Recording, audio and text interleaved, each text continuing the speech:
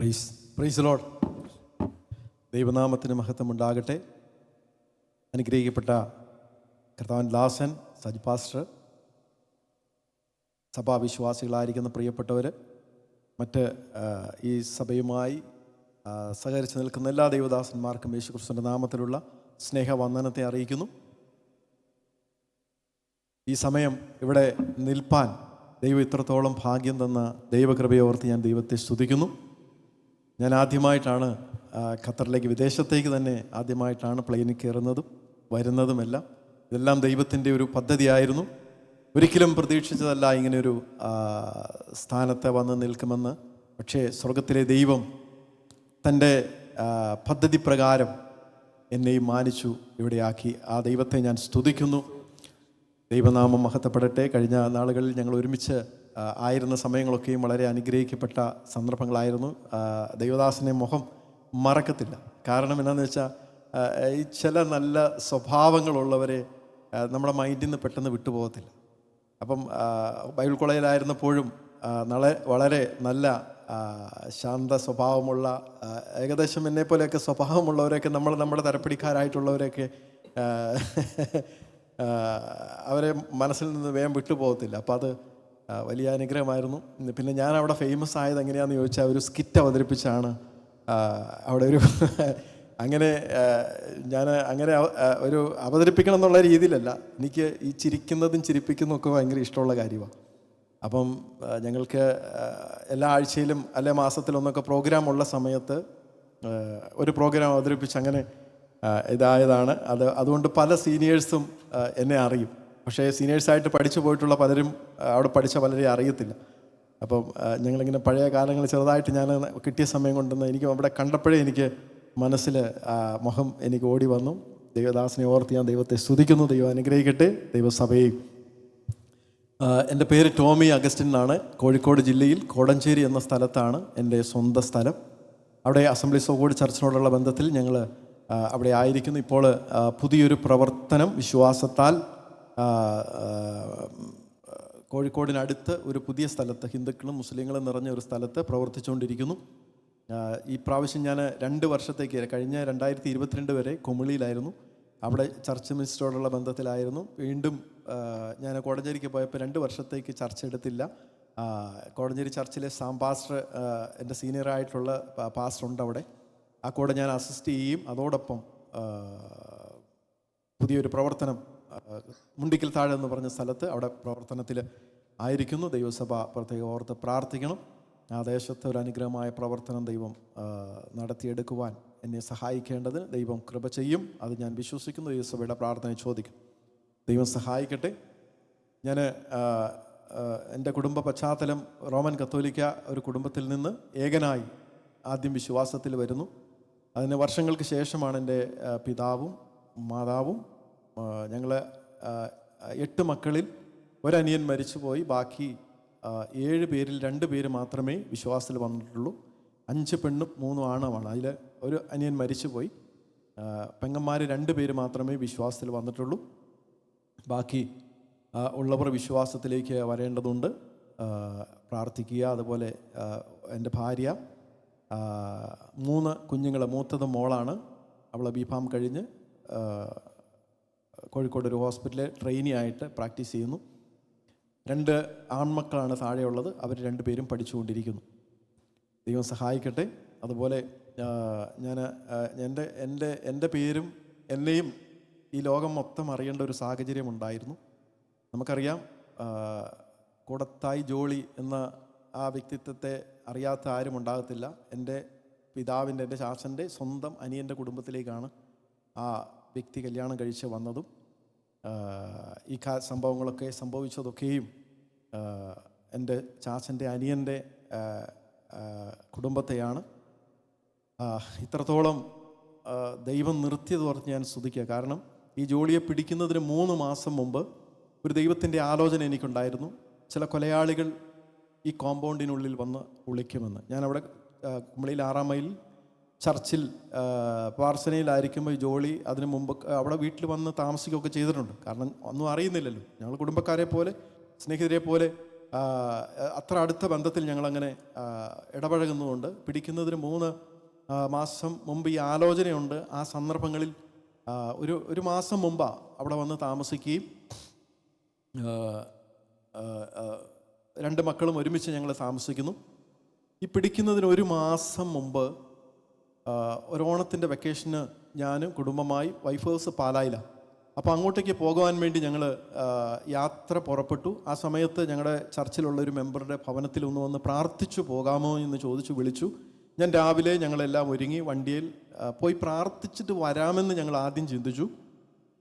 അതെല്ലാം ദൈവത്തിൻ്റെ പ്ലാനായിരുന്നു. ദൈവത്തിൽ ആശ്രയിക്കുന്നവരെ ദൈവം പരിപാലിക്കുന്നു എന്നുള്ളതാണ് ഞാൻ പറഞ്ഞു വരുന്നത്.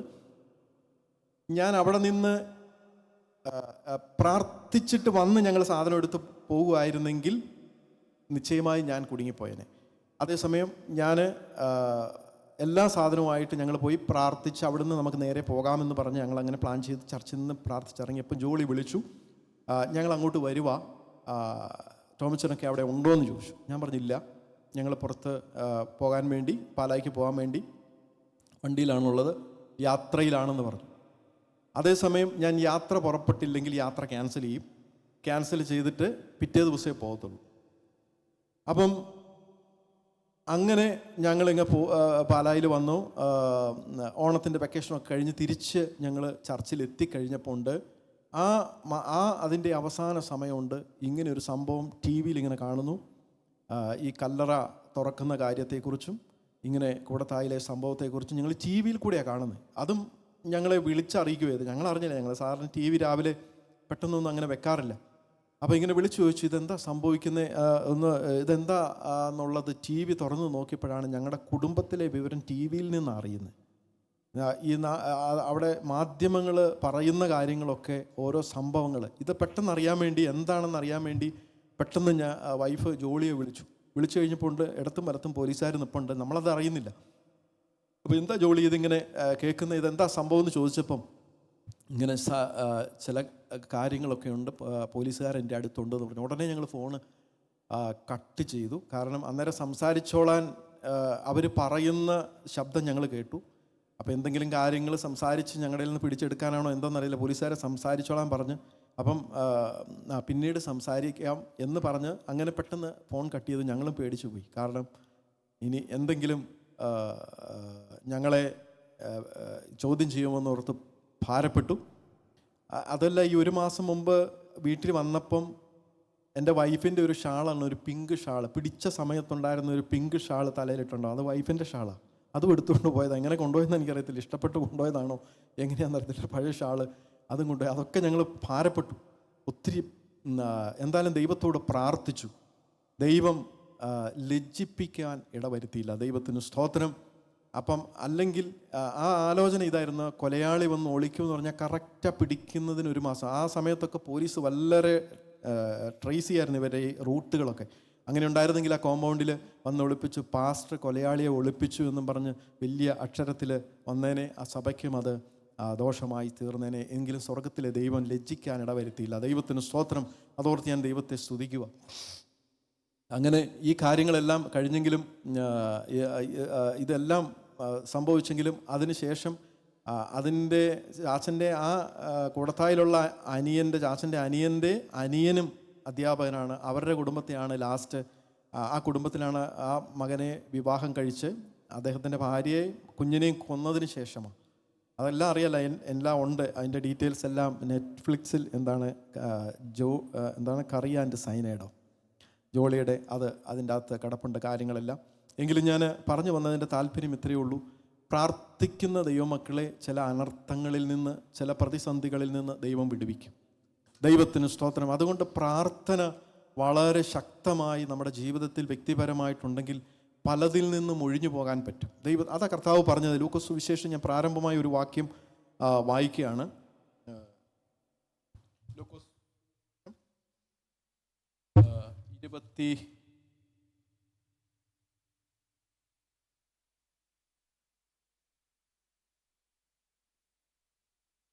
21 അധ്യായം എന്ന് എനിക്ക് തോന്നുന്നു. 21:34 38 ജീസസ്, നിങ്ങളുടെ ഹൃദയം അതിഭക്ഷണത്താൽ അല്ലേ? 21:34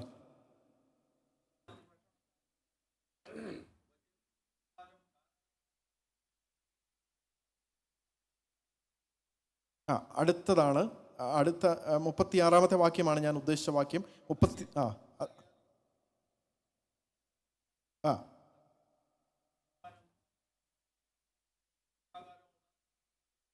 അവിടെ പറയുകയാണ്, ആകയാൽ ഈ സംഭവിപ്പാനുള്ള എല്ലാറ്റിന്നും ഒഴിഞ്ഞു പോകുവാൻ. അതുകൊണ്ടാണ് കർത്താവും ഈ ഭൂമിയിലായിരുന്നപ്പോൾ പറഞ്ഞു ഉണർന്നിരുന്ന് പ്രാർത്ഥിക്കാൻ. എന്തിനാ? പിശാച് നമ്മളെ പലപ്പോഴും കെണികളിൽ അകപ്പെടുത്തുവാൻ, നമ്മളെ അവൻ്റെ ഇഷ്ടത്തിലേക്ക് കൊണ്ടുപോകുവാൻ എല്ലാം ഒരുങ്ങിയിരിക്കുമ്പോൾ നമ്മളോട് പറയണം ഉണർന്നിരുന്ന് പ്രാർത്ഥിക്കാൻ. എന്ന് പറഞ്ഞാൽ ആത്മാവ് എപ്പോഴും ദൈവവുമായിട്ടൊരു ബന്ധം ഉണ്ടെങ്കിൽ പ്രിയ ദൈവമക്കളെ ഒന്നും ഭാരപ്പെടാനില്ല. ഈ എല്ലാറ്റിൽ നിന്നും ഒഴിഞ്ഞു പോകുവാനും മനുഷ്യപുത്രൻ്റെ മുമ്പിൽ നിൽപ്പാനും നമ്മളെ പ്രാപ്തരാക്കുകയും ചെയ്യും. അത് ദൈവം പറഞ്ഞ കാര്യമാണ്. ഇതിൽ തീരുമാനം നമുക്ക് ഉണർന്നിരിക്കണമോ? ഉണർന്നിരിക്കണം എന്ന് പറഞ്ഞാൽ രാത്രി മുഴുവൻ ഉറക്കളച്ചിരിക്കുക എന്നുള്ള അർത്ഥത്തിലല്ല. നമ്മുടെ ആത്മാവും ദൈവവുമായിട്ടൊരു ബന്ധം, എപ്പോഴും ഒരു കണക്ഷൻ ഉണ്ടായിരിക്കണം. അതുകൊണ്ടാണ് വ്യക്തിപരമായ പ്രാർത്ഥന നമ്മുടെ ജീവിതത്തിൽ വർദ്ധിപ്പിക്കണമെന്ന് പറയുന്നത്. കാരണം എത്രത്തോളം നമ്മൾ ദൈവത്തോട് വ്യക്തിപരമായി അടുത്തിരുന്ന് പ്രാർത്ഥിക്കുമോ, അല്ലെങ്കിൽ ദൈവവുമായിട്ട് അന്യഭാഷയിലും നമ്മുടെ സ്തുതി സ്തോത്രങ്ങളാലും ദൈവവുമായി ചേർന്നിരുന്നൊരു ഒരു പേഴ്സണലായിട്ടുള്ള ദൈവവുമായിട്ടുള്ളൊരു വ്യക്തിപരമായ ബന്ധം നമ്മൾ വർദ്ധിപ്പിച്ചെടുക്കുമെങ്കിൽ നമ്മുടെ മുമ്പിൽ ഒരുക്കുന്ന പല കെണികളും മാറിപ്പോകും. ഇത് പലപ്പോഴും ഇത് കുറയുന്നത് കൊണ്ട് എന്താ സംഭവിക്കുന്നത് വെച്ചാൽ നമ്മൾ ഇതിൽ ചെന്ന് വീഴും. നമ്മുടെ ജീവിതത്തിലെ പല പ്രതിസന്ധികളിലും ചെന്ന് വീണതിന് ശേഷം പിന്നെ നമ്മൾ ദൈവത്തോട് വിളിക്കും, പിന്നെ പ്രാർത്ഥിക്കും. അതിനുശേഷമേ അതിൽ നിന്ന് കരയേറാൻ പറ്റത്തുള്ളൂ. അതേസമയം നമ്മൾ മുന്നമേ പ്രാർത്ഥിച്ച ചിലത് ഒഴിഞ്ഞു പോകും, ചിലതിന് ദൈവം നമുക്ക് വിവേകം തരും. അതിൻ്റെ ഒരു അനുഭവം ഞാൻ കുമളിയിൽ സംഭവിച്ച കാര്യം ഞാൻ പറഞ്ഞത്. ദൈവത്തിന് സ്തോത്രം. ഞാൻ ആ ദിവസങ്ങളിലൊക്കെ ശക്തമായി ദൈവസന്നിധിയിൽ ചർച്ചിലും ഒറ്റയ്ക്കിരുന്ന് ദൈവസന്നിധിയിൽ, ഞാനത് അഹങ്കാരമായിട്ട് പറയല്ല, എനിക്ക് ദൈവം തന്നൊരു ഗിഫ്റ്റ് പോലെ ആ ദൈവത്തോട് ചേർന്നിരുന്ന് പ്രാർത്ഥിക്കാൻ ഒരു മനസ്സുണ്ടായിരുന്നു. അങ്ങനെ ഞാൻ ചർച്ചിൽ കുറേ സമയം ഇരുന്ന് പ്രാർത്ഥിക്കുമായിരുന്നു. ദൈവത്തിന് സ്തോത്രം. ഞാനിപ്പോൾ അധികം പ്രാർത്ഥിക്കുമെന്ന് ഞാൻ എന്നെ തന്നെ പുകഴ്ത്തുമല്ല. അത് വർദ്ധിപ്പിച്ച് തരണമേ എന്ന് ഞാൻ പ്രാർത്ഥിക്കുന്നു. അതിനൊരാഗ്രഹം ദൈവമക്കളെ നമുക്ക് വേണം. അതൊന്ന് ആഗ്രഹം പറയുമ്പോഴേ ആ അനുഭവത്തിലേക്ക് ദൈവം നടത്തുള്ളൂ. എന്തിനാന്നൊക്കെ നമ്മൾ ചിന്തിക്കും. കുഞ്ഞുങ്ങളൊക്കെ ആണെങ്കിലും ആഗ്രഹമില്ല എന്ന് തന്നെ പറയണം. കർത്താവേ, എനിക്ക് ആഗ്രഹമില്ല, എനിക്ക് ആ നല്ല ആഗ്രഹം തരണം. അതുണ്ടെങ്കിലേ രക്ഷയുള്ളൂ. അതുകൊണ്ടാണ് പറയുന്നത് എല്ലാറ്റിൽ നിന്നും ഒഴിഞ്ഞു പോകുവാൻ. അതുകൊണ്ടാണ് പിശാചിൻ്റെ കെണികളും തന്ത്രങ്ങളും നമ്മെ ഒഴിഞ്ഞു പോകേണ്ടതിന് നമുക്ക് യേശു ചെയ്ത ഒരു കാര്യം അതാണല്ലോ. എല്ലാ സമയത്തും യേശു പ്രാർത്ഥിക്കുന്ന ഒരു അനുഭവമായിരുന്നു. ശുശ്രൂഷ കഴിഞ്ഞ് മലയിലേക്ക് പോയി ഒറ്റയ്ക്കിരുന്ന് പ്രാർത്ഥിക്കുന്ന അനുഭവം. അത്രത്തോളം താൻ ദൈവവുമായിട്ട് ചേർന്നിരുന്നതുകൊണ്ട് പിശാചിൻ്റെ ഒരു തന്ത്രങ്ങളും തന്നെ അറ്റാക്ക് ചെയ്യുവാനോ അല്ലെങ്കിൽ തന്നെ അതിൽ നിന്ന് അകറ്റുവാനോ ദൈവിക ബന്ധത്തിൽ നിന്ന് അകറ്റുവാൻ സാധിച്ചില്ല. ദൈവത്തിന് സ്തോത്രം. അതുകൊണ്ട് നമ്മളെക്കുറിച്ചും ദൈവം ആഗ്രഹിക്കുന്നത് ദൈവവുമായിട്ട് പറ്റിച്ചേർന്ന് നിൽക്കുന്ന ഒരു അനുഭവം ഉണ്ടെങ്കിൽ നമ്മുടെ പല പ്രശ്നങ്ങളും മാറും. നമ്മുടെ മുമ്പിലുള്ള പല മലകളും നീങ്ങിപ്പോകും. ദൈവത്തിന് സ്തോത്രം. നമ്മൾ പലപ്പോഴും മലയുടെ മുമ്പിൽ നിന്ന് കരയാറാ സാധ്യത. എന്ന് പറഞ്ഞാൽ നമ്മുടെ പ്രശ്നങ്ങളുടെ മുമ്പിൽ നിന്ന് കരയുന്ന സ്വഭാവം നമുക്ക്. പ്രശ്നങ്ങൾ പറഞ്ഞ് പ്രശ്നമാകുന്ന മല, ദൈവത്തിൻ്റെ വചനം എന്താ പറയുന്നത്? ഈ മലയോട് കടലിൽ പോയി ചാടുക എന്ന് പറഞ്ഞാൽ അങ്ങനെ ചാടും. നട്ടുപോക എന്ന് പറഞ്ഞാൽ ആ വൃക്ഷത്തോട് വേരോടെ പിഴുത് പോയി കടലിൽ നട്ടുപോക എന്ന് പറഞ്ഞാൽ അതങ്ങനെ സംഭവിക്കും. നമ്മൾ അതിൻ്റെ മുമ്പിൽ ചെന്ന് പറയാൻ പറഞ്ഞപ്പോൾ നമ്മൾ നിന്ന് കരയുമോ? ദൈവമേ, ഇങ്ങനെ വന്നല്ലോ, സംഭവിച്ചല്ലോ, പ്രതിസന്ധികൾ, പ്രശ്നങ്ങൾ. എന്നാൽ നമ്മളോട് പറഞ്ഞത് അതിനോട് യേശുവിൻ്റെ നാമത്തിൽ എൻ്റെ മുമ്പിൽ നിന്ന് നീങ്ങിപ്പോകാനാണ് പറയാൻ പറഞ്ഞത്. ദൈവത്തിന് സ്തോത്രം. അതുകൊണ്ട് നമ്മുടെ പ്രശ്നങ്ങളെ നോക്കി നമ്മൾ സംസാരിക്കുന്നവരായിരിക്കണം. നമ്മുടെ പ്രതികൂലങ്ങളെ നോക്കി, അത് പേഴ്സണലായിട്ടുള്ള ഈ വ്യക്തി ബന്ധമുള്ളവർക്ക് മാത്രമേ അതിനെ ശാസിക്കാനുള്ള പവർ കിട്ടത്തുള്ളൂ. ദൈവശക്തി നമ്മിലുണ്ടെങ്കിലേ, ആത്മാവിൽ നമ്മൾ പറഞ്ഞെങ്കിലേ ഇതനുസരിക്കത്തുള്ളൂ. വെറുതെ നമ്മൾ വാഗൊണ്ട് പറഞ്ഞാൽ പറ്റത്തില്ല. അത് വ്യക്തിപരമായി ദൈവവുമായിട്ട് ചേർന്നിരുന്ന് പ്രാർത്ഥിക്കുമ്പോൾ, ആ ദൈവത്തിൻ്റെ ആത്മാവിൻ്റെ ശക്തിയാൽ നിറഞ്ഞ് നമ്മൾ ശാസിക്കുമ്പോൾ, ചിലപ്പോൾ അന്യഭാഷയിൽ ദൈവത്തെ സ്തുതിക്കുമ്പോൾ പല പ്രശ്നങ്ങളും നമ്മുടെ മുമ്പിൽ നിന്ന് നീങ്ങിപ്പോകും. അതേസമയം നമ്മൾ ഇതൊന്നും ചെയ്യാതിരുന്ന് കഴിയുമ്പോഴാണ് പ്രശ്നത്തിൽ അകപ്പെട്ടതിന് ശേഷം എനിക്ക് വേണ്ടി പ്രാർത്ഥിക്കണം, ദൈവദാസ എനിക്ക് വേണ്ടി പ്രാർത്ഥിക്കണം, ദൈവമക്കളോട് നമ്മൾ ഷെയർ ചെയ്യും. അപ്പം അതിനു മുമ്പേ നമ്മൾ ചെയ്യേണ്ട ഉത്തരവാദിത്വം ഇതായിരുന്നു. നമ്മൾ കെയർ ചെയ്തിരുന്നെങ്കിൽ നമ്മളെ അതിൽ നിന്ന് വിടുവിക്കുന്ന നല്ല ദൈവം. ദൈവത്തിന് സ്തോത്രം. നമുക്ക് ഇന്ന് ചിന്തിപ്പാൻ 1 കൊരിന്ത്യ ലേഖനം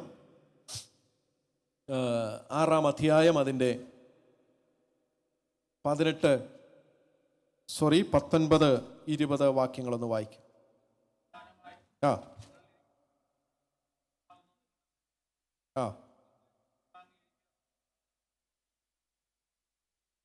ആ ഇവിടെ രണ്ട് കാര്യങ്ങളാണ് ഞാൻ ദൈവസന്നിധിയിൽ ആശ്രയിച്ച് പറയുവാൻ ഉദ്ദേശിക്കുന്നത്. ഒന്ന്, ദൈവത്തിൻ്റെ ദാനമായി നിങ്ങളിൽ ഇരിക്കുന്ന പരിശുദ്ധാത്മാവിൻ്റെ മന്ദിരമാകുന്നു നിങ്ങളുടെ ശരീരം എന്ന് പറഞ്ഞാൽ നമ്മുടെ ഉള്ളിൽ ദൈവം വസിക്കുന്നു. രണ്ട്, നിങ്ങളെ വിലയ്ക്ക് വാങ്ങിയിരിക്കാൻ ഇനി നിങ്ങൾ താന്താങ്ങൾക്കുള്ളവരല്ല. ഈ രണ്ട് കാര്യങ്ങളാണ് നമ്മൾ അല്പസമയത്തിനുള്ളിൽ നമ്മൾ ചിന്തിപ്പാൻ ആഗ്രഹിക്കുന്നത്. ഒന്ന് പറയുകയാണ്, ദൈവത്തിൻ്റെ ദാനമായി നിങ്ങളിൽ ഇരിക്കുന്ന പരിശുദ്ധാത്മാവിൻ്റെ മന്ദിരമാകുന്നു. അപ്പം ഈ ശരീരത്തിൽ ആര് വസിക്കുന്നു? ദൈവം വസിക്കുന്നു. നമുക്ക് ആ ഉറപ്പും ബോധ്യമുണ്ടോ? നമ്മൾ ജീവിക്കുമ്പോൾ, ഈ ഭൂമിയിലായിരിക്കുമ്പോൾ എൻ്റെ കൂടെ എൻ്റെ ദൈവമുണ്ട് എന്നുള്ള ബോധ്യമുണ്ടോ? ഉണ്ടായിരുന്നെങ്കിൽ പല പ്രശ്നങ്ങൾക്കും പല പ്രതിസന്ധികൾക്കും മുമ്പാകെ നമ്മൾ പതറിപ്പോകത്തില്ല. അതിനു മുമ്പ് ധൈര്യത്തോടെ നിൽക്കുമായിരുന്നു. ദൈവത്തിന് സ്തോത്രം. ആ ബോധ്യം നമുക്ക് എപ്പോഴും ഉണ്ടാകണമെന്ന് തിരുവെഴുത്ത് പറയുക. ഞാനിപ്പോൾ പറയാണ്, ഇവിടെ ഇരിക്കുന്ന ആരോടെങ്കിലും നോക്കി പറയാണ്, നിങ്ങളുടെ ഉള്ളിൽ ഹാർട്ടും ഇല്ല ലങ്സും ഇല്ല എന്ന് പറഞ്ഞാൽ ആരെങ്കിലും വിശ്വസിക്കുമോ? വിശ്വസിക്കുമോ? ഇല്ല. കണ്ടിട്ടുണ്ടോ? ഞാൻ എൻ്റെ ഹാർട്ട് കണ്ടിട്ടില്ല, എൻ്റെ ലങ്സും കണ്ടിട്ടില്ല. ആ സ്കാൻ ചെയ്താൽ നമുക്ക് കാണാൻ പറ്റും, പക്ഷേ ഇതുവരെ ഞാനത് കണ്ടിട്ടില്ല. പക്ഷെ ഞാൻ എന്ത് ചെയ്യുക? വിശ്വസിക്കുക എൻ്റെ ഉള്ളിലുണ്ടെന്ന്. അങ്ങനെ ഇല്ല, നമ്മൾ കാണാത്ത ഒരു സാധനം നമുക്ക് വിശ്വസിക്കാൻ കഴിയുമെങ്കിൽ നമ്മൾ എത്രയോ അധികം എൻ്റെ യേശു എൻ്റെ അകത്ത് വസിക്കുന്നുവെന്ന് വിശ്വസിക്കേണ്ടതാകുന്നു. കാരണം വിശ്വസിക്കുമ്പോഴാണ് ദൈവത്തിൻ്റെ പ്രവൃത്തി നമ്മിൽ വെളിപ്പെടുന്നത്. എബ്രായ ലേഖനം 4:2 വാക്യം ഒന്ന് വായിക്കാം. എബ്രായർ 4:2.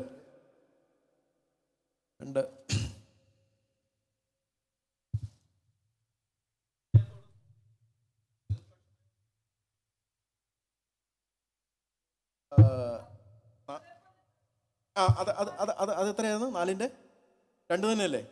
അതാ വാക്യം. ഓക്കെ. ആ ആ ആ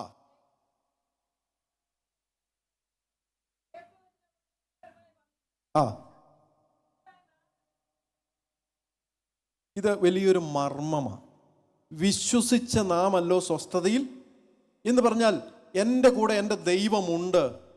ഞാനൊരു ഹാർട്ട് എൻ്റെ കണ്ടിട്ടില്ലെങ്കിലും എൻ്റെ ഉള്ളിലുണ്ടെന്ന് ഞാൻ വിശ്വസിക്കുന്ന പോലെ അതിലും ഉപരിയായി, കാരണം മഹത്വത്തിൻ്റെ പ്രത്യാശയായ ക്രിസ്തു. കൊലോസ്യർ 1:27 എടുക്കണ്ട, വായിക്കണ്ട. കൊലോസ്യർ 1:27 അതിൽ വായിക്കുന്നത് എന്താ? മഹത്വത്തിൻ്റെ പ്രത്യാശയായ ക്രിസ്തു.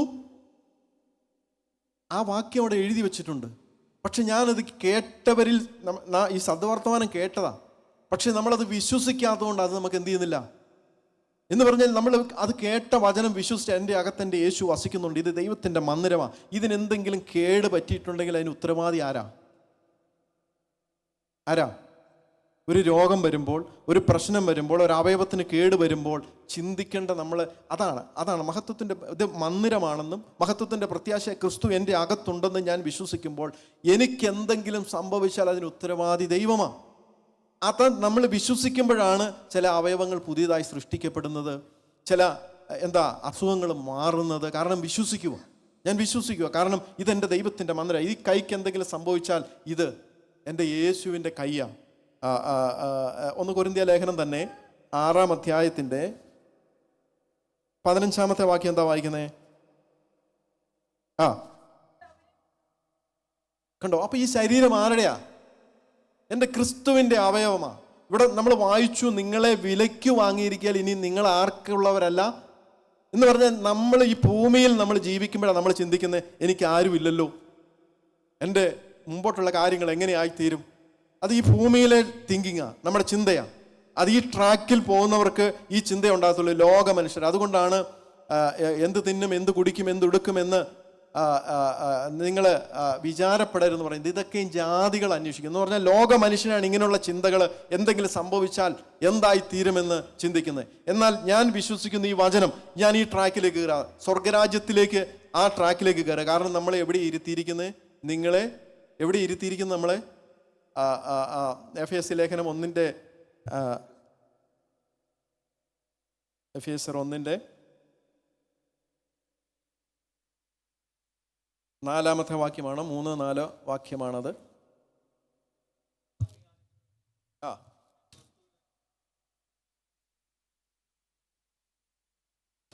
അപ്പൊ ക്രിസ്തുവിൽ നമ്മെ അവിടെ അനുഗ്രഹിച്ചു. ഇനി കൊലോസ്യർ 1-ന്റെ 13 എന്താ വായിക്കുന്നേ? നമ്മെ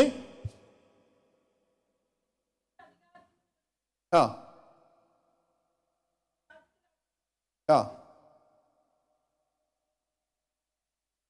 ഇവിടെ പറയാണ്, നമ്മെ ഇരുട്ടിൻ്റെ അധികാരത്തിൽ നിന്ന് വിടുവിച്ച് സ്നേഹസ്വരൂപനായ പുത്രൻ്റെ.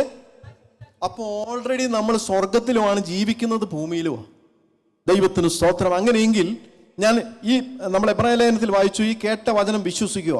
അപ്പം എൻ്റെ കൂടെ എൻ്റെ യേശു ഉണ്ട്, ഞാൻ നടക്കുമ്പോൾ എൻ്റെ കൂടെ എൻ്റെ യേശു നടക്കുന്നു എന്ന് വിശ്വസിക്കുമ്പോൾ സ്വർഗരാജ്യത്തിൻ്റെ ട്രാക്കിലാണ് നമ്മൾ നടക്കുന്നത്. അതേസമയം എനിക്കാരുമില്ല, എൻ്റെ ജീവിതത്തിൽ എല്ലാം തകർന്നു, അല്ലെങ്കിൽ മുമ്പോട്ട് പോകുവാൻ കഴിയാതെ, എൻ്റെ കുഞ്ഞുങ്ങളുടെ കാര്യം, എൻ്റെ ഭാവി എന്ന് ചിന്തിക്കുമ്പം ഈ ഭൂമിയിലെ ട്രാക്കിലാണ് പോകുന്നത്. അപ്പം നമ്മൾ ഭൂമിയിൽ ജീവിക്കുമ്പോൾ നമ്മുടെ മനസ്സുകൊണ്ട് എവിടെയായിരിക്കണം? സ്വർഗീയ ചിന്തയിലും ആ സ്വർഗരാജ്യത്തിലും ആയിരിക്കണം ഭൂമിയിൽ നടക്കേണ്ടത്. അതുകൊണ്ടാണ് സ്വർഗത്തിലെ അനുഗ്രഹങ്ങളെ ഈ ഭൂമിയിലേക്ക് നമ്മളാണ് കൊണ്ടുവരുന്നത്, സമാധാനം കൊണ്ടുവരുന്നത്. നമുക്കിവിടെ ജീവിക്കുമ്പോൾ സമാധാനമില്ല, പക്ഷേ എൻ്റെ യേശുവിൻ്റെ ഉള്ളിൽ എന്തുണ്ട്? ആ യേശു എവിടെ ഇരിക്കുന്നത്?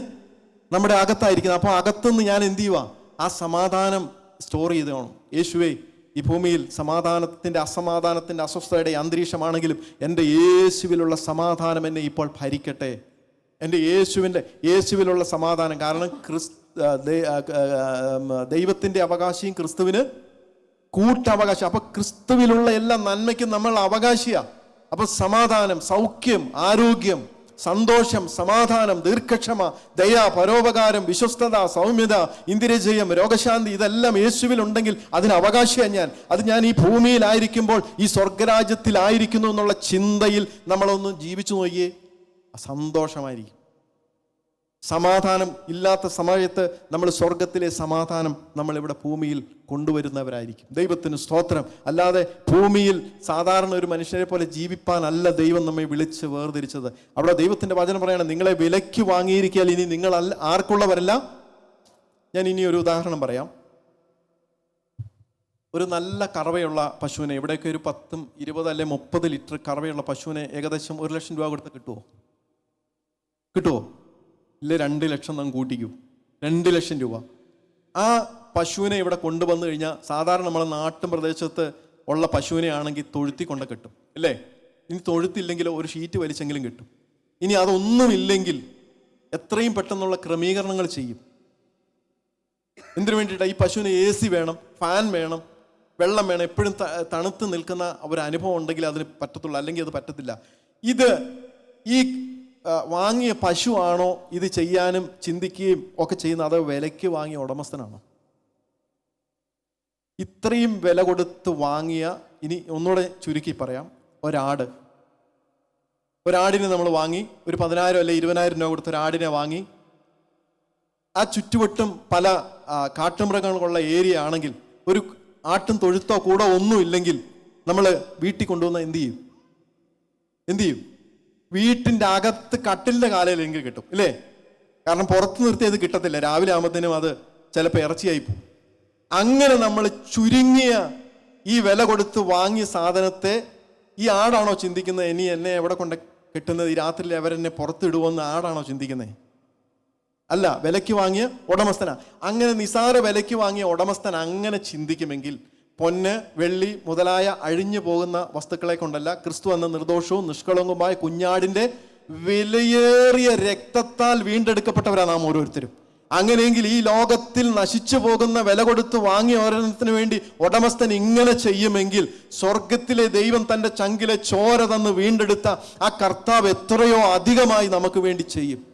ഇത് നാം വിശ്വസിക്കാത്തിടത്തോളം കാലം വിശ്വാസമായി പരിണമിക്കായതുകൊണ്ട് അവർക്ക് സ്വസ്ഥതയിൽ പ്രവേശിക്കാൻ പറ്റിയില്ല. മനസ്സിലായോ? എന്ന് പറഞ്ഞാൽ ഞാനിത് വിശ്വസിക്കും തോറും കർത്താവിൽ എനിക്ക് എപ്പോഴും റെസ്റ്റാ, എനിക്ക് ശാന്തതയാ. കാരണം എൻ്റെ ദൈവം എനിക്ക് വേണ്ടി കരുതും, അവൻ നിങ്ങൾക്കായി കരുതുന്ന ആ വചനമാണ്. ഞാനിവിടെ ഭാരപ്പെടുമ്പോൾ എൻ്റെ സ്വർഗത്തിലേക്ക് എൻ്റെ മൈൻഡ് കണക്ട് ചെയ്തേക്കുന്നത്. അപ്പം അവൻ നിങ്ങൾക്കായി കരുതുന്നാകയാൽ സകല ചിന്താകുലവും ആ ദൈവത്തിൻ്റെ മേലിട്ടുകൊള്ളാൻ, എല്ലാറ്റിലും എപ്പോഴും ദൈവം കരുതുന്ന ഒരു ദൈവം, എന്നെ സഹായിക്കുന്നവൻ, എന്നെ ശക്തീകരിക്കുന്നവൻ, എൻ്റെ വഴി കുറവ് തീർക്കുന്നവൻ, ദൈവത്തിന് സ്തോത്രം. അങ്ങനെ ഞാൻ ഈ ഭൂമിയിൽ സങ്കടത്തിൻ്റെ സാഹചര്യത്തിലും എൻ്റെ സ്വർഗത്തിലെ ദൈവത്തിൻ്റെ നന്മ എൻ്റെ മനസ്സിൽ ധ്യാനിച്ച് ഞാൻ ആ കർത്താവിൽ സ്വസ്ഥമായി ഈ ഭൂമിയിൽ കൂടെ ജീവിക്കൂ. അതേസമയം ഈ സ്വർഗരാജ്യത്തിൻ്റെ ചിന്തയില്ലാതെ സാധാരണ മനുഷ്യനെ പോലെ ഈ ഭൂമിയിൽ ജീവിച്ചാൽ നമ്മൾ പ്രാർത്ഥിക്കാൻ വരുമ്പോഴും വചനം കേൾക്കുമ്പോഴും മാത്രമേ ആശ്വാസമുള്ളൂ. അത് വിശ്വാസമായി പരിണമിക്കണമെങ്കിൽ നമ്മൾ കേട്ട വചനം നമ്മൾ എപ്പോഴും ഹൃദയത്തിൽ ധ്യാനിക്കണം. അതുകൊണ്ട് ദൈവവചനം പറയുന്നത്, യഹോവയുടെ ന്യായപ്രമാണത്തിൽ സന്തോഷിച്ച് രാപ്പകൽ ധ്യാനിക്കുന്ന മനുഷ്യൻ.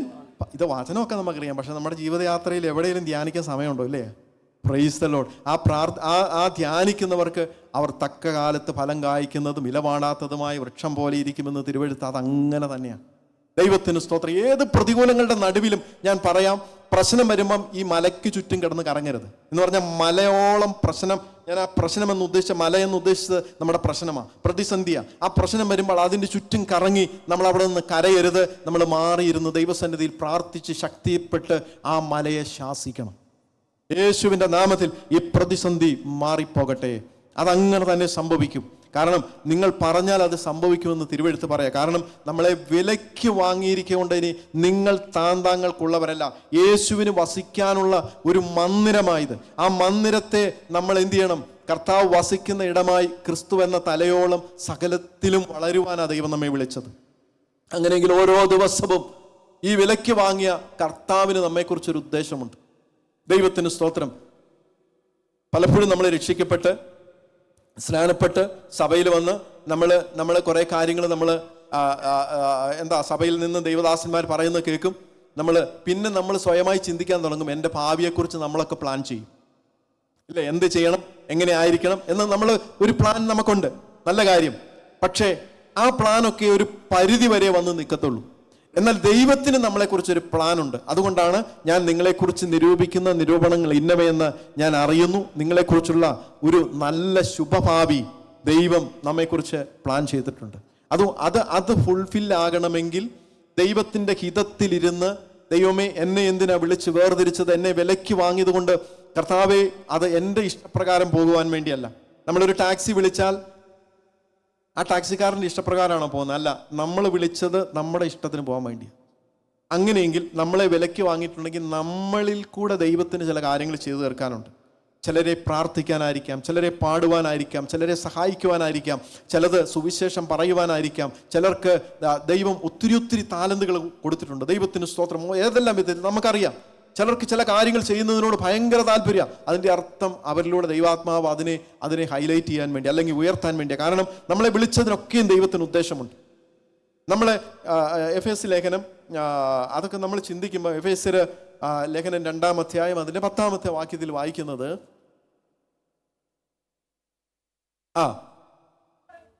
സൽപ്രവർത്തികൾക്കായിട്ട്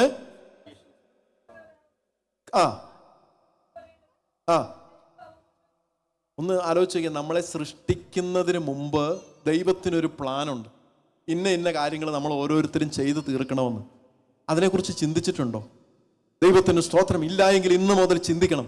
കർത്താവ് എന്നെക്കുറിച്ച് ദൈവം എന്താണ് ആഗ്രഹിക്കുന്നത്? ഒത്തിരി നല്ല പ്രവൃത്തികൾ എന്നിലൂടെ ദൈവം ചെയ്യാൻ ആഗ്രഹിക്കുന്നുണ്ട്. ആ പ്രവൃത്തിക്കായി ദൈവം പ്രീ പ്ലാൻഡാ. അതുപോലെ തന്നെ എഫേസ്യർ 1:4 എടുക്കേണ്ട, ഞാൻ പെട്ടെന്ന് പറയാം. എഫേസ്യർ 1:4 വായിക്കുന്നു, നാം തൻ്റെ സന്നിധിയിൽ വിശുദ്ധരും നിഷ്കളങ്കരും ആകേണ്ടതിന് ലോകസ്ഥാപനത്തിന് മുമ്പേ ക്രിസ്തുവിൽ നമ്മെ തെരഞ്ഞെടുത്തത്. ലോകം സൃഷ്ടിക്കുന്നതിന് മുമ്പേ നമ്മളെക്കുറിച്ചുള്ള ദൈവത്തിൻ്റെ ഇഷ്ടം അതാ. അങ്ങനെ വരുമ്പോൾ ഇന്ന് എത്രത്തോളം കർത്താവെ എൻ്റെ ഹൃദയം കഠിനപ്പെട്ടിട്ടുണ്ടെങ്കിൽ കർത്താവെ എന്നെ ഒന്ന് ശുദ്ധമാക്കി തരണമേ. എത്ര പേര് പ്രാർത്ഥിച്ചു? നമുക്കിതൊന്നും ഞാൻ ആരെയും കുറ്റപ്പെടുത്തില്ല. അങ്ങനെ ചിന്തിക്കരുത്, ഒരിക്കലും അങ്ങനെ ചിന്തിക്കരുത്. പിശാചാണ് നമ്മളെ മനസ്സ് ഡൈവേർട്ട് ചെയ്ത് കൊണ്ടുവന്നത്. അതുകൊണ്ടാണ് പിശാചിന്റെ തന്ത്രങ്ങളെ നിങ്ങൾ അറിയാത്തവരല്ലല്ലോ.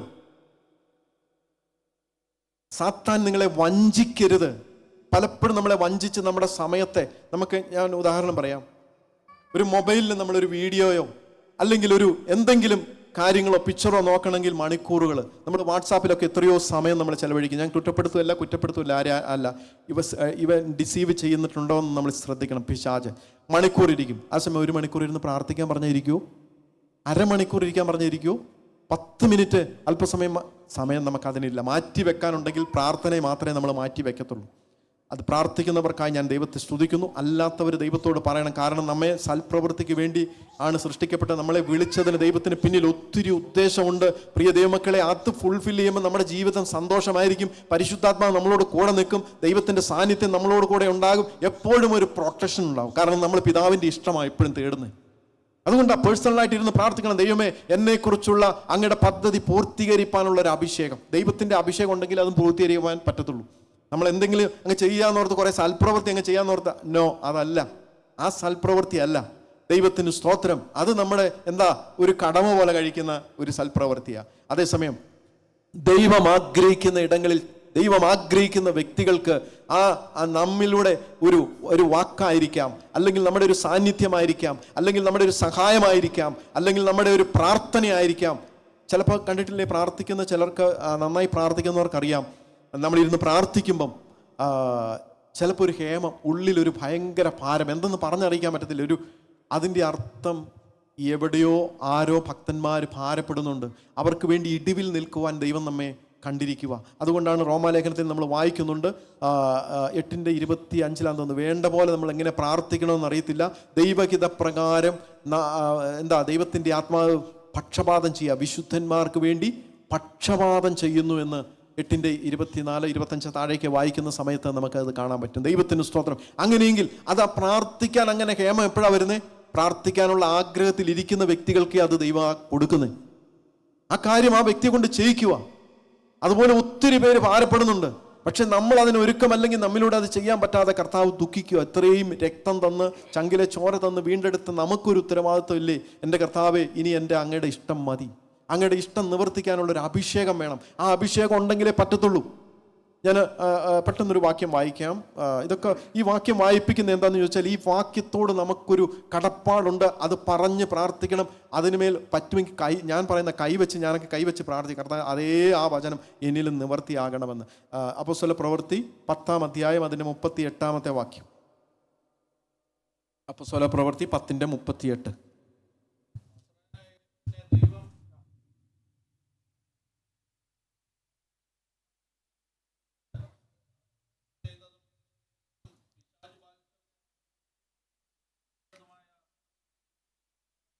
കണ്ടോ, അവിടെ പറയുകയാണ്, പരിശുദ്ധാത്മാവിനാലും ശക്തിയാലും അഭിഷേകം. കണ്ടോ, നസറായനായ യേശുവിനെ ദൈവം പരിശുദ്ധാത്മാവിനാലും ശക്തിയാലും അഭിഷേകം ചെയ്തത്. അപ്പം ദൈവം യേശുവിനെ അഭിഷേകം ചെയ്തത് നിമിത്തമാണ് അടുത്ത കാര്യങ്ങൾ. അവൻ നന്മ ചെയ്തുകൊണ്ടും, ദൈവം തന്നോട് കൂടെ ഇരുന്നതുകൊണ്ട് നന്മ ചെയ്തും പിശാച് ബാധിച്ചവരെയൊക്കെയും സഞ്ചരിച്ച വിവരം. കണ്ടോ, അപ്പം നമുക്ക് എത്രയോ അധികം വേണം. അപ്പം അതുകൊണ്ടാണ് നമ്മൾ ദൈവസന്നിധിയിൽ കാത്തിരിക്കണമെന്ന് പറയുന്നത്, ദൈവത്തിൻ്റെ ശക്തി. അതുകൊണ്ടാണ് സാക്ഷികളാകുവാൻ നിങ്ങൾ കേട്ട വചനം പ്രകാരം യെരൂശലേമിൽ കാത്തിരിക്കാൻ പറഞ്ഞ പരിശുദ്ധാത്മ അഭിഷേകം ലഭിച്ചപ്പോഴാണ് അവർ സാക്ഷികളായിത്തീർന്നത്. അതാണ് നമ്മൾ പേഴ്സണലായിട്ട് ദൈവസന്നിധിയിൽ കുഞ്ഞുങ്ങളെ നിങ്ങൾ പഠിക്കുമ്പോഴും കുഞ്ഞുങ്ങളോടാണ് പറയുന്നത്, ദൈവത്തിന് സ്തോത്രം. അവർ വേറെ ബിസിനസ്സാണ്. ദൈവത്തിന് സ്തോത്രം. കുഞ്ഞുങ്ങളെ, മോനെ, നിങ്ങളോടൊക്കെയാണ് പറയുന്നത്. എന്നാന്ന് ചോദിച്ചാൽ, ഇരുന്ന് പ്രാർത്ഥിക്കണം. ദൈവമേ, ഞാൻ എന്തായി തീരണം, എനിക്ക് പഠിച്ച് ഞാൻ എന്താകണം, ഏത് കോഴ്സ് തിരഞ്ഞെടുക്കണം, എൻ്റെ ഭാവി വഴികളെല്ലാം തരണം, ദൈവം ആഗ്രഹിക്കുന്ന നിലയിലെത്തുവാൻ ഒരു അഭിഷേകം എൻ്റെ മേൽ പകരണം. ദൈവത്തിന് സ്തോത്രം. ആ അഭിഷേകം കൊണ്ട് ആർക്കും നമ്മളെ തോൽപ്പിക്കാൻ പറ്റത്തില്ല. നിങ്ങൾ ജസ്റ്റ് ഒന്ന് വായിക്കുമ്പോൾ തന്നെ നിങ്ങൾക്കത് കിട്ടും. ഇതുപോലെ നമ്മുടെ ജീവിതത്തിലും, കർത്താവേ, എന്നെക്കുറിച്ചുള്ള പദ്ധതി പൂർത്തീകരിക്കാൻ ഒരു അഭിഷേകം എൻ്റെ മേൽ പകരണം. അതിനുവേണ്ടി നമ്മളൊന്ന് ആഗ്രഹിച്ച് ഒന്ന് പ്രാർത്ഥിച്ച് ദൈവം നിശ്ചയമായും തരും. ഒറ്റ വാക്യം കൂടെ വായിച്ച് നമുക്ക് പ്രാർത്ഥിക്കാം. യെശയ്യാ പ്രവചനം 48-ാം അധ്യായം 48-ാം അധ്യായം അതിൻ്റെ 17-ാമത്തെ വാക്യം. 48-17. ആ ആ ആ ദൈവത്തിന് സ്തോത്രം. Hallelujah, hallelujah. ഇസ്രായേലിൻ്റെ പരിശുദ്ധനും നിന്റെ വീണ്ടെടുപ്പുകാരനുമായ യഹോവ ഇപ്രകാരം അരുളിച്ചെയ്യുന്നു, ശുഭകരമായി പ്രവർത്തിപ്പാൻ നിന്നെ അഭ്യസിപ്പിക്കുകയും നീ പോകേണ്ടുന്ന വഴിയിൽ നിന്നെ നടത്തുകയും ചെയ്യുന്ന നിന്റെ ദൈവമായ യഹോവ ഞാൻ തന്നെ. ആ ദൈവം നമ്മുടെ അകത്തിരിക്കുക. അങ്ങനെയെങ്കിൽ നമ്മൾ തീരുമാനിച്ചെങ്കിൽ മാത്രമേ നമ്മിലൂടെ യേശുവിന് പ്രവർത്തിക്കാൻ പറ്റത്തുള്ളൂ. നമ്മൾ മനസ്സ് കൊടുത്തെങ്കിൽ മാത്രമേ ദൈവത്തിന് പ്രവർത്തിക്കാൻ പറ്റത്തുള്ളൂ. ആരുടെ മേൽ ഇടിച്ചു കയറുന്നില്ല ഒരിക്കലും ദൈവം. സമയം ദൈവത്തിന് വിട്ടുകൊടുത്താൽ, അതുകൊണ്ടാണ് തങ്കൽ ഏകാഗ്രചിത്തന്മാരായിരിക്കുന്നവർക്ക് വേണ്ടി യഹോവ തന്നെത്താനെന്ന് ബലവാനെന്ന് കാണിക്കേണ്ടതിന് യഹോവയുടെ കണ്ണ് ഭൂമിയിൽ ഊടാടിക്കൊണ്ടിരിക്കുക. കർത്താവേ, എനിക്ക് ആഗ്രഹമുണ്ട് അങ്ങയുടെ ഇഷ്ടം ചെയ്യുവാൻ. ആ ഇഷ്ടം ചെയ്താലേ നമുക്ക് തൃപ്തിയാകത്തുള്ളൂ. അല്ലാതെ നമ്മൾ ഈ ലോകത്തിൽ കിടന്ന് എന്തെല്ലാം ചെയ്താലും അവസാനം ഒരു തൃപ്തിയും വരത്തില്ല, ചെയ്തു തൊട്ട് പൂർത്തീകരിക്കാനും പറ്റത്തില്ല. അതുകൊണ്ട് ദൈവത്തിൻ്റെ ഇഷ്ടം ചെയ്യുവാൻ ഇന്നൊന്ന് സമർപ്പിക്കാമോ? ആ ദൈവം, കാരണം നമ്മളെ വിലയ്ക്ക് വാങ്ങിയിരിക്കാൻ ഇനി നമ്മൾ നമുക്കുള്ളവരല്ല, വിളിച്ചവനാണ് നമ്മുടെ മേൽ ഉത്തരവാദിത്തം. അവൻ നമ്മുടെ വീണ്ടെടുപ്പുകാരനായ യഹോവ അരുളിച്ചെയ്യുക, ശുഭകരമായി പ്രവർത്തിപ്പാൻ നിന്നെ അഭ്യസിപ്പിക്കുന്ന ഒരു ദൈവമാണ്. നീ പോകേണ്ടുന്ന വഴിയിൽ നിന്നെ നടത്തുന്ന ദൈവമാണ്. അങ്ങനെയെങ്കിൽ നമ്മളിപ്പോൾ പോകുന്ന ഏതെങ്കിലും വിഷമകരമായ അവസ്ഥയാണെങ്കിലും അതിനെ നന്മയാക്കി തീർക്കാൻ ഈ ദൈവത്തിന് കഴിയും. കാരണം നിർണയപ്രകാരം വിളിക്കപ്പെട്ടവർക്ക് ദൈവം സകലതും നന്മയ്ക്കായി കൂടി വ്യാപരിപ്പിക്കുന്നു. ദൈവം നമ്മെ സഹായിക്കട്ടെ. ഇതുപോലൊരു അവസരം തന്ന സജി പാസ്റ്റർക്കും ദൈവസഭയ്ക്കും നന്ദി അറിയിക്കുന്നു. ഈ വചനങ്ങളാൽ ദൈവം നമ്മെ അനുഗ്രഹിക്കട്ടെ. ഞങ്ങളെ ഓർത്തും പ്രാർത്ഥിക്കുക. God bless you.